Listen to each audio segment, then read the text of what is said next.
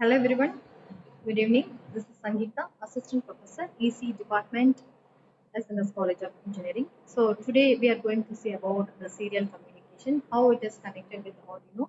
So in the last video itself, I have given the serial some inputs about the serial communication. So that is data transmission. The data transfer can be done in two ways. First one is serial communication and next one is parallel communication. So serial communication is a technique for transmitting data bit by bit using two wire, that is transmitter and receiver. And in parallel communication, one block of data, it may be 8 bit or 16 bit or 32 bits, is transmitted at a time. So therefore, each data bit requires a separate physical input output line. So the main advantage of parallel communication is that it has a fast speed, but the disadvantage is that it uses more input output lines. That is, it requires more hardware.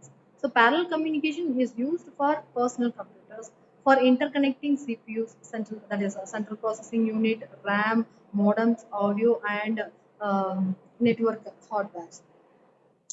So let us discuss detail about the serial communication. So the serial communication only sends one bit at a time. So therefore this requires less input output lines. Hence it takes up less space and it is more resistant to crosstalk.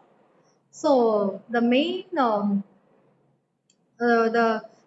advantage of serial communication is that the cost of the embedded system becomes cheap and the information can be transmitted over long distance. So there are two types of serial communication, that is synchronous communication and asynchronous communication. In synchronous communication, data is transmitted in synchronization with the clock signal. In asynchronous communication, data is transmitted without a shared clock signal. Instead, each data byte is accompanied by start and stop bits to for in the data frames. So asynchronous communication allows for flexible data transfer rates and it is tolerant to variation in timing.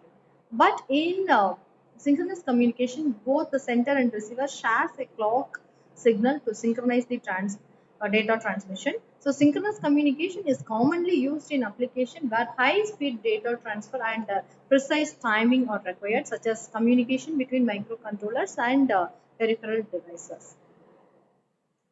And the main working principle of serial communication is the data sent in the form of binary pulses. In other words, we can say binary 1 means logic high or 5 volts and 0 means a logic low or 0 volts.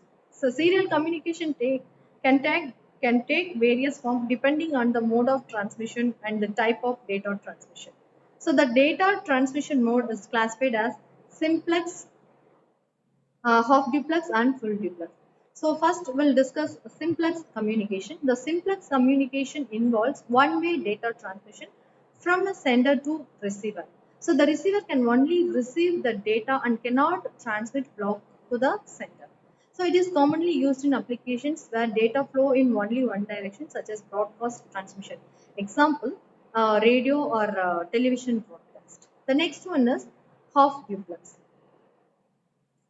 So in half duplex, the communication allows data transmission in both the direction but not simultaneously. The devices can either send or receive at any given time, but not both simultaneously. It is often used in applications where devices take turns to transmit and receive data.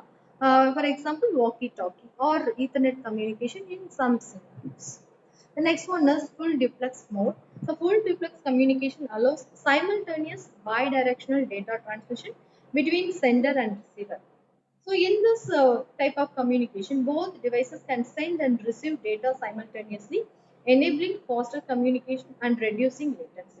So it is commonly used in applications such as computer networking and telephone systems.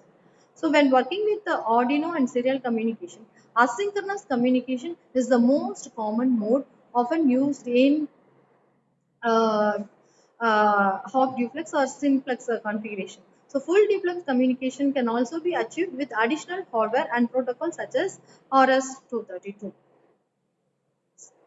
So what does next we will see what is RS-232. So RS-232 is a recommended standard 232. So it is a standard for serial communication widely used in computer serial ports and peripheral devices. It defines the electrical characteristics and signaling protocol for serial communication between two devices. So the voltage level of RS-232 relatively to common ground logical one is represented by a negative voltage, typically minus 3 volt to minus 15 volt, and a logical 0 is represented by a positive voltage. So 1 is represented by a negative voltage and 0 is represented by a positive voltage. So RS-232 signals are represented by voltage levels on individual wires or pins including transmit, receive, that is TX or X pins, and optionally control signals like RTS. And RS-232 signals typically have a large voltage swing to improve noise immunity and signal integrity over long cable lengths. So these are the serial communication in Arduino board. Thank you. So hope you all understand the serial communication, how the basics of serial communication, how the serial communication is performed in the Arduino board.